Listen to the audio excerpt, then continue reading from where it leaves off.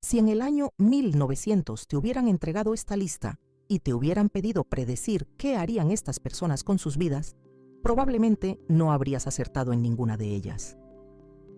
En esta hoja, conservada en los archivos de la actual ETH de Zúrich, aparecen los resultados del examen final de diploma de la sección de Física y Matemáticas del antiguo Politécnico de Zúrich. 5 nombres, 5 jóvenes de entre poco más de 20 y 25 años, 5 estudiantes llegados de distintos rincones de Europa. En ese momento, nadie sabía qué sería de ellos. No estaba escrito que uno de ellos reformularía nuestra comprensión del espacio, el tiempo y la gravedad, ni que otro aportaría las herramientas matemáticas sin las cuales esa teoría no habría podido escribirse, ni que una de ellas desafiaría con su sola presencia las convenciones de su época, ni que el estudiante con la calificación más alta de la lista dedicaría décadas a formar a quienes continuarían construyendo la ciencia. Las calificaciones registran un momento, pero no pueden medir una vida entera. Entonces la pregunta más interesante no es qué tan buenos estudiantes eran, es esta: ¿qué hizo cada uno de ellos con ese punto de partida común? ¿Y qué nos dice eso sobre cómo avanza realmente el conocimiento? Hoy abrimos el expediente de la generación de Einstein. Bienvenidos a Expediente Ciencia. Comencemos por la evidencia. Lo que tenemos frente a nosotros es un acta oficial del examen final de diploma de la sección de Física y Matemáticas del antiguo Politécnico de Zúrich, la institución que hoy conocemos como ETH de Zúrich. El documento está fechado el 27 de julio de 1900 y registra los resultados obtenidos por los estudiantes que se presentaron a la evaluación final. Más de un siglo después, esta hoja permite hacer algo poco común: observar a una generación antes de que sus nombres quedaran ordenados por la memoria histórica. En la lista aparecen Jakob Earath, Marcel Grossmann, Louis Kohlrausch, Albert Einstein y Mileva Maric. Hoy sabemos que uno de esos nombres se convertiría en una figura universal, pero en 1900 todo eso todavía no había ocurrido. Si borráramos de nuestra mente lo que sabemos del siglo XX y miráramos únicamente la tabla, veríamos otra cosa. No a un genio inevitable rodeado de estudiantes secundarios, sino a un grupo competitivo, formado en una institución científica exigente dentro de la Europa académica de finales del siglo XIX. La escala de evaluación iba de 1 a 6, donde 6 era la calificación más alta posible. Y hay que leer el documento con cuidado. Las materias y los pesos no eran exactamente iguales para todos, porque matemáticos y físicos eran evaluados bajo criterios distintos. Aún así, cuando ordenamos los promedios, aparece la sorpresa. Louis Kohlrausch obtuvo la calificación más alta, 5,45. Marcel Grossmann obtuvo 5,23. Jakob Earath alcanzó 5,14. Albert Einstein finalizó con 4,91 y Mileva Maric obtuvo 4,00. La lectura rápida sería decir: Einstein no era tan brillante como creemos, pero esa conclusión sería pobre, porque el documento no demuestra que Einstein fuera mediocre. Demuestra algo mucho más útil, que no aparecía claramente separado de su generación. No encabezaba la lista, no dominaba de forma evidente a sus compañeros. No era un caso marginal, pero tampoco era el nombre que una tabla habría señalado automáticamente como destino histórico. Eso cambia la pregunta. La pregunta ya no es solo qué tan buen estudiante era cada uno. La pregunta es, si los 5 partieron de la misma hoja de papel, ¿qué hizo que sus caminos se separaran tanto? ¿Y qué nos dice eso sobre cómo se construye realmente una trayectoria científica? Detrás de cada promedio había una forma distinta de estudiar, de pensar y de relacionarse con el conocimiento. Marcel Grossmann destacaba por cualidades que las instituciones académicas suelen reconocer de inmediato: disciplina, organización y constancia. Era el tipo de estudiante que tomaba apuntes completos, ordenados y rigurosos. Tan rigurosos que Einstein llegó a recurrir a ellos cuando necesitaba preparar exámenes o recuperar contenidos de clase. Ese detalle parece menor, pero no lo es, porque muestra 2 perfiles casi opuestos dentro de la misma generación. Grossmann representaba al estudiante metódico, atento, estructurado, confiable. Einstein tenía otra relación con el conocimiento, Los testimonios de la época sugieren que estaba profundamente interesado en la física teórica, pero era menos afín a la disciplina académica tradicional. Prefería estudiar por su cuenta muchos de los temas que despertaban su curiosidad. No siempre seguía las clases con la regularidad o el método de compañeros como Grossman. Esto no significa que Einstein fuera un mal estudiante, tampoco significa que fuera el mejor de su generación. Lo que su caso muestra es algo más humano. Tenía fortalezas muy marcadas, pero también una manera poco convencional de formarse. No encajaba perfectamente en el molde académico, y sin embargo, ese desajuste sería parte importante de su historia. Entre los integrantes de esta generación también estaba Mileva Maric. Su presencia en esa lista es extraordinaria. Era la única mujer de la sección de física y matemáticas, en una época en la que el acceso de las mujeres a la educación científica superior era todavía excepcional. Durante buena parte de sus estudios obtuvo resultados sólidos. Sin embargo, no logró alcanzar la puntuación necesaria para graduarse en sus intentos de examen final. Aquí, el archivo deja de ser una respuesta simple y se convierte en una zona de disputa. Algunos historiadores consideran que los prejuicios contra las mujeres en el ámbito científico pudieron haber influido en su evaluación y en sus oportunidades. Otros sostienen que la explicación debe buscarse principalmente en circunstancias académicas y personales. Lo responsable es no resolver aquí un debate que los propios historiadores no han cerrado: si los prejuicios de su tiempo influyeron en su evaluación o si las razones fueron principalmente personales y académicas. Lo que el archivo sí confirma es que su trayectoria quedó interrumpida y que pocas mujeres en Europa estaban, siquiera, en posición de intentarlo. Poco después llegarían el matrimonio con Einstein, la maternidad y una vida marcada por tensiones personales, familiares e intelectuales. Su historia no puede reducirse a una nota en una tabla, y por eso merece un expediente propio.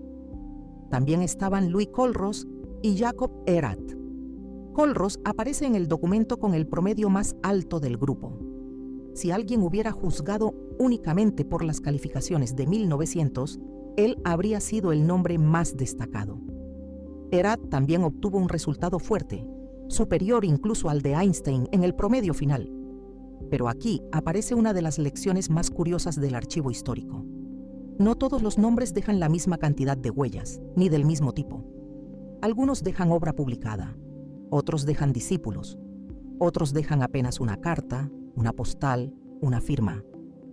Esa desigualdad no mide el valor de una trayectoria, solo mide lo que el tiempo decidió conservar. En 1900, sin embargo, esos 5 nombres estaban reunidos en una misma hoja.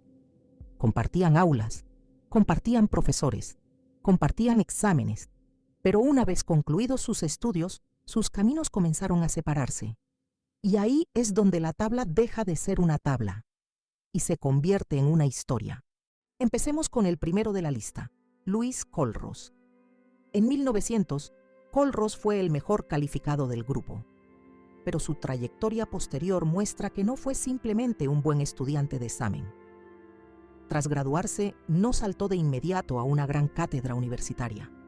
Durante algunos años enseñó matemáticas en la escuela secundaria de su ciudad natal, la Chaux de Fonds. A primera vista, ese podría parecer un camino discreto, pero entonces tomó una decisión que lo conectó con uno de los centros matemáticos más importantes del mundo. Se trasladó a Gotinga. Y Gotinga no era cualquier lugar. A comienzos del siglo XX, era uno de los grandes laboratorios intelectuales de la matemática moderna. Allí circulaban ideas que transformarían la geometría, el análisis, la lógica y la física. Allí estaban figuras como David Hilbert y Hermann Minkowski. Colrose obtuvo su doctorado en 1905, con una tesis titulada Un algoritmo para la aproximación simultánea de 2 magnitudes, bajo la dirección de Minkowski. Ese mismo año, Einstein publicaba los trabajos que convertirían 1905 en su annus mirabilis. La coincidencia es casi cinematográfica. Mientras Einstein transformaba la física desde la oficina de patentes de Berna, Colrose completaba su formación doctoral con uno de los matemáticos que ayudaría a dar forma al lenguaje geométrico de la física moderna. Más tarde, Kohlrausch regresó a la ETH de Zúrich, donde ocuparía durante décadas una cátedra dedicada a la geometría descriptiva y la geometría euclidiana. Su impacto no estuvo en una revolución física comparable, sino en otra clase de legado: enseñar, formar y preservar. Entre sus estudiantes estuvo Ferdinand Gonset, quien más tarde se convertiría en una figura reconocida en los fundamentos de las matemáticas y la filosofía de la ciencia. Y aquí aparece una conexión interesante. Gonset no solo estuvo asociado a Kohlrausch, también aparece vinculado académicamente con Marcel Grossmann, es decir, dos compañeros de Einstein, Kohlrausch y Grossmann, terminaron formando parte de una misma red de transmisión matemática. La historia popular suele buscar un solo nombre, pero cuando se mira la genealogía académica, aparecen ramas, estudiantes, asesores, tesis y generaciones enteras de investigadores que continúan una tradición intelectual. Kohlrausch también desarrolló una faceta menos conocida, la de historiador de las matemáticas. Escribió sobre figuras como Évariste Galois y Jakob Steiner, nombres fundamentales para entender la geometría y el álgebra del siglo XIX. En 1940 fue elegido presidente de la Sociedad Matemática Suiza, de la que más tarde sería miembro honorario. No reformuló la física, pero conservó, enseñó y narró parte del mundo intelectual del que esa física surgió. Y eso también es una forma de dejar huella. El segundo gran camino es el de Marcel Grossmann. Y aquí la historia se vuelve especialmente importante, porque Grossmann no solo fue compañero de Einstein, en momentos decisivos fue una de las personas que ayudaron a que Einstein pudiera convertirse en Einstein. Grossmann obtuvo su doctorado en 1902 en la Universidad de Zúrich, con una tesis sobre propiedades métricas en geometría proyectiva. Sus asesores fueron Otto Wilhelm Fiedler y Adolf Weiler. Esa formación no era un detalle lateral. Era precisamente el tipo de formación matemática que Einstein, más intuitivo y más inclinado hacia la física conceptual, no dominaba con la misma seguridad. En 1907, Grossmann fue nombrado profesor de geometría descriptiva en la ETH. Su trayectoria parecía confirmar el perfil que ya mostraba como estudiante: rigor, método y dominio técnico. Pero su historia volvió a cruzarse con la de Einstein en dos momentos cruciales. Primero, durante los años difíciles en los que Einstein buscaba empleo. La familia Grossmann ayudó a facilitar los contactos que permitieron a Einstein obtener un puesto en la oficina de patentes de Berna. Ese puesto no era una cátedra universitaria. No era el destino obvio para alguien que acabaría revolucionando la física. Pero fue desde esa oficina donde Einstein encontró el espacio intelectual para desarrollar algunas de sus ideas más importantes. La segunda intervención de Grossmann fue todavía más profunda. Años después, Einstein intentaba construir una nueva teoría de la gravedad. Tenía la intuición física. La gravedad no podía ser simplemente una fuerza ordinaria. Debía estar relacionada con la estructura misma del espacio y del tiempo, pero necesitaba un lenguaje matemático capaz de expresar esa intuición. Grossmann sabía dónde buscar. Fue él quien orientó a Einstein hacia la geometría riemanniana y hacia el cálculo diferencial absoluto desarrollado por Ricci-Curbastro y Levi-Civita. Einstein tenía la visión física. Grossmann ayudó a encontrar el mapa matemático. Juntos trabajaron para adaptar ese formalismo a los requerimientos de una nueva teoría gravitatoria. En 1913 publicaron el Entwurf, un texto clave en el camino hacia la relatividad general, con la parte matemática a cargo de Grossmann y la parte física a cargo de Einstein. Esta parte del expediente cambia la forma en que solemos contar la historia del genio. Incluso una mente como la de Einstein necesitó amigos, redes, instituciones, herramientas y personas capaces de ver lo que él todavía no podía formular completamente. La ciencia real casi nunca ocurre en aislamiento, ocurre en una red. Y Grossmann fue uno de los nodos decisivos de esa red. Su nombre siguió asociado a esa tradición mucho después de su muerte. De hecho, en 1975 se fundó la Marcel Grossmann Meeting, una reunión internacional dedicada a la gravitación, la relatividad general, la cosmología y campos relacionados. Fue impulsada por Remo Ruffini y Abdus Salam. y su nombre rinde homenaje precisamente al matemático que ayudó a Einstein a encontrar parte del lenguaje de la relatividad general. Hay algo profundamente revelador en eso. Hoy existen símbolos que todo el mundo reconoce, y existen comunidades enteras que siguen trabajando sobre el legado de quienes hicieron posible ese símbolo. No todos los legados tienen la misma forma.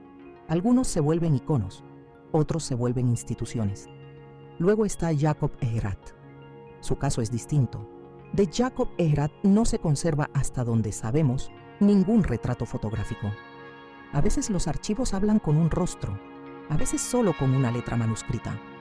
Lo que sí se conserva es su correspondencia con Einstein, sostenida durante más de 40 años. Una postal de 1911 muestra a Einstein avisándole de un viaje en tren que harían juntos hasta Praga. Y una carta ya en la vejez de ambos, escrita desde Princeton en 1952, lo encuentra reflexionando con su viejo amigo sobre la vida, la filosofía y el paso del tiempo. Los registros indican también que Egerat obtuvo una posición académica después de graduarse. Fue profesor en un instituto de Winterthur. Y en 1922, en un curso vespertino, hizo algo que cierra el círculo de esta amistad. Leyó con sus propios alumnos un escrito divulgativo de su antiguo compañero de aulas sobre la teoría de la relatividad. Es, de los 5 integrantes de esta generación, aquel del que menos imágenes conservamos. Pero es también el único cuya amistad con Einstein podemos seguir, en sus propias palabras, durante toda una vida. La memoria histórica no conserva a todos del mismo modo. A algunos los recuerda por su rostro, a otros por su letra. La historia de Mileva Maric también siguió un camino distinto. Fue una de las pocas mujeres de su tiempo que logró acceder a estudios avanzados de física y matemáticas en una institución exigente y predominantemente masculina. Ese hecho, por sí solo, ya la convierte en una figura notable. Su relación con Einstein estuvo marcada por un intercambio intelectual intenso durante su juventud, como muestra la correspondencia privada de aquellos años, pero su trayectoria académica quedó interrumpida tras no obtener el diploma, y después por las circunstancias personales, familiares y sociales que marcaron su vida. Hablar de Mileva exige cuidado, no porque su historia sea secundaria, sino porque ha sido interpretada muchas veces desde extremos opuestos. Algunos relatos la convierten en una colaboradora decisiva y no reconocida de Einstein. Otros reducen su papel hasta casi borrarlo. Lo responsable es reconocer lo que sí sabemos. Fue una estudiante excepcionalmente situada para su época. Enfrentó barreras que, hasta donde sabemos, ninguno de sus compañeros tuvo que enfrentar, y formó parte del entorno intelectual más cercano de Einstein durante años decisivos. Su caso introduce una pregunta que la tabla por sí sola no puede responder. ¿Cuánto talento se pierde cuando las instituciones, las expectativas sociales y las condiciones materiales no permiten que una persona continúe su camino? El talento no existe en el vacío. Necesita tiempo, necesita reconocimiento, necesita oportunidades, necesita condiciones para desarrollarse, y esas condiciones no estaban distribuidas de manera igualitaria. Finalmente, llegamos a Albert Einstein. Hoy es casi imposible mirar su nombre sin proyectar sobre él todo lo que vino después. La relatividad especial, el efecto fotoeléctrico, la equivalencia entre masa y energía.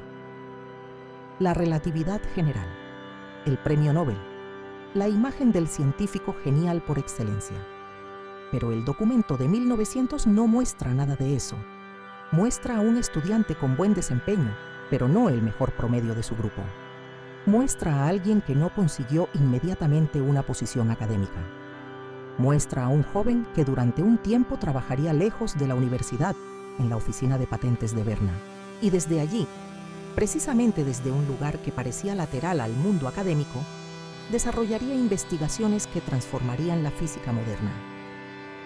Einstein obtuvo su doctorado en 1905 en la Universidad de Zúrich, con una tesis titulada Una nueva determinación de las dimensiones moleculares. Su asesor principal fue Alfred Kleiner.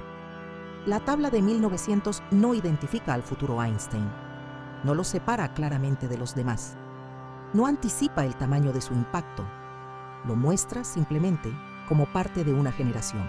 Volvamos por última vez al documento. Hoy lo miramos sabiendo lo que ocurrió después. Sabemos quién fue Einstein, sabemos qué significó la relatividad, sabemos qué nombres quedaron en los libros, cuáles permanecieron en círculos especializados y cuáles se desvanecieron casi por completo. Pero eso no es lo que muestra esta hoja. Esta hoja muestra a 5 jóvenes compartiendo un mismo punto de partida. Louis Colrose, el mejor calificado del grupo, construiría una larga carrera en geometría, docencia e historia de las matemáticas. Su legado viviría en aulas, tesis, estudiantes y memoria disciplinar. Marcel Grossmann, el estudiante metódico y organizado, terminaría proporcionando a Einstein parte del lenguaje matemático que necesitaba para avanzar hacia la relatividad general.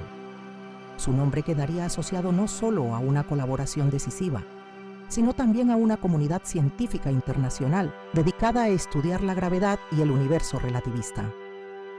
Mileva Marić desafiaría las limitaciones impuestas a las mujeres de su época para estudiar física y matemáticas en uno de los centros más exigentes de Europa. Su trayectoria quedaría marcada por obstáculos académicos, personales y sociales, y por una discusión histórica que todavía exige cuidado. Jacob Eggerath permanecería sin rostro para la memoria pública, pero no sin voz. Su amistad con Einstein quedaría documentada en cartas que sobrevivieron 40 años, aunque su nombre permaneciera hasta hoy fuera del relato más conocido. Y Albert Einstein, que no encabezaba la lista, terminaría convirtiéndose en una de las figuras más influyentes de la historia de la ciencia. Si este expediente nos enseña algo, no es que las calificaciones no importen, importan. Pueden abrir puertas, pueden reflejar disciplina, preparación y dominio técnico. Pueden mostrar quién respondió mejor a un sistema de evaluación en un momento determinado. Pero no pueden medirlo todo. No pueden prever qué problema encontrará una persona en el momento exacto. No pueden anticipar qué amistad será decisiva. No pueden calcular el peso de una institución, de una barrera social, de una oportunidad laboral o de una conversación aparentemente secundaria. No pueden saber qué nombre se convertirá en símbolo, qué nombre se convertirá en puente, qué nombre se convertirá en escuela y qué nombre quedará perdido entre documentos incompletos. Porque la ciencia no avanza solo como una lista de promedios, avanza como una red de trayectorias. Algunos transforman nuestra comprensión del universo. Otros desarrollan las herramientas que hacen posible esa transformación. Otros forman a quienes continuarán construyendo conocimiento. Otros preservan la memoria de una disciplina. Y otros quedan casi borrados, no necesariamente porque fueran menos capaces, sino porque la historia no siempre guarda sus huellas con la misma justicia. En 1900, ninguno de ellos sabía qué lugar ocuparía. Ni Colrose, ni Grossmann, ni Eggerath, ni Mileva, ni Einstein. La hoja solo muestra un instante, un examen, una generación antes de la historia. Y quizá esa sea la lección más poderosa del expediente. El documento no elige a un protagonista. Revela algo más fascinante, que el futuro para los 5 todavía no tenía forma.